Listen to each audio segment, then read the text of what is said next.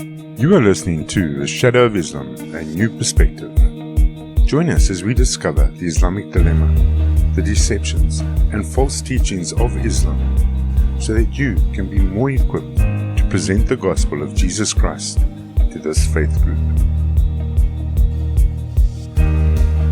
Good morning and welcome to another episode of A Shadow of Islam. I'm going to take a little deeper look into an Islamic tactic called diversion. This is a tactic Islamic apologists use, which is an activity which is intended to attract people's attention away from something which they do not want their followers to see, or think about, or know about, or understand. Because if they do, it reveals the truth about the Islamic goal or intention. So let's have a look at some of these diversion tactics used by Islamic apologists. You know, I really got a laugh when Muslim apologist I'm talking to sends me a video clip where Bart Ehrman claims Jesus isn't God. Really, you need to listen to the material before you send it on. Because this is not what Bart Ehrman says this. But let's have a look what our friend Adnan Rashid also has to say about these types of scholars. Now, it is clear that the Bible is corrupt. All scholars of textual studies, those who have studied the text of the New Testament as well as the Old Testament, have confirmed that the Bible is corrupt beyond repair. So who is Dr. Bart Ehrman? He's a self-proclaimed agnostic atheist, but he's a New Testament scholar. And in addition, he has written and edited some 30-odd books, including 3 college textbooks, including the New York Times best-selling Misquoting Jesus and God's Problem. But what Muslim apologists forget, he still needs to respect his peer review scenario. So he's not going to say something which does not agree with the text.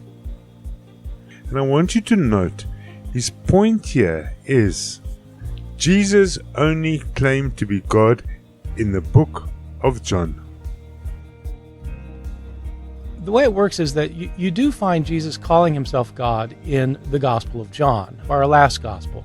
Jesus says things like, before Abraham was, I am, and I and the Father are one, and if you've seen me, you've seen the Father.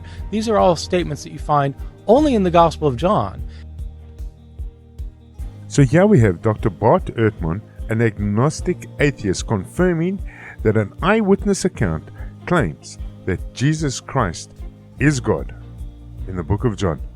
I don't know how much more clearer a Muslim needs to hear this. And this is from their source material. They come to me and say, Bart Ehrman says Jesus is not God. Listen to what he had said. But Bart Ehrman takes it a step further. Read this quote in what he says here. And this is my point. He is saying here that Muslims need to open their eyes and listen and look at the historical evidence. Because otherwise you're just denying the truth. And isn't that the very deception I'm trying to highlight? But historians can look at other aspects of the resurrection traditions and see whether they bear up historically. So, for example, the question, was there an empty tomb? Was Jesus put in a tomb and 3 days later that tomb was found empty? Well, that's a historical question. And to answer it, it doesn't require any set of religious beliefs. You can simply look at the sources and come and draw some historical conclusions.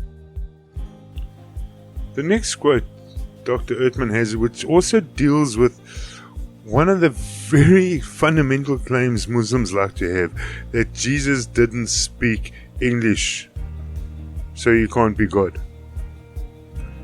This is what he says. With respect to Jesus, we have numerous independent accounts of his life in the sources lying behind the Gospels, the writings of Paul, the sources that originate in Jesus' native tongue, Aramaic, and that can be dated to within just a year or two of his life.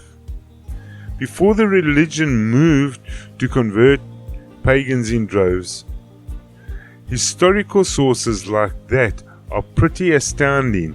from an ancient figure of any kind. Now, it is clear that the Bible is corrupt. All scholars of textual studies, all scholars of... According to Islamic standards, it requires 2 witnesses to establish the truth. 2 witnesses. This is what James White has to say.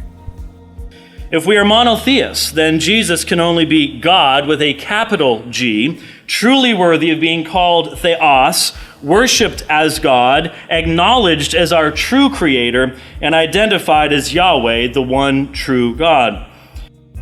What I find even more embarrassing for our Muslim friends is that when an ex-Muslim, Ravi Zachariah, stands up in an audience at a university and is asked the same question. If you look, for example, at John 8, where he is described to be the I am, nothing could be a greater claim than before Abraham was I am. He says, that is the very word of Yahweh, I am. Before Abraham was I am. He's already positing his eternal existence. In Mark chapter 9 and 62, he is asked indeed if he is the Son of God, and he answers that in the affirmative.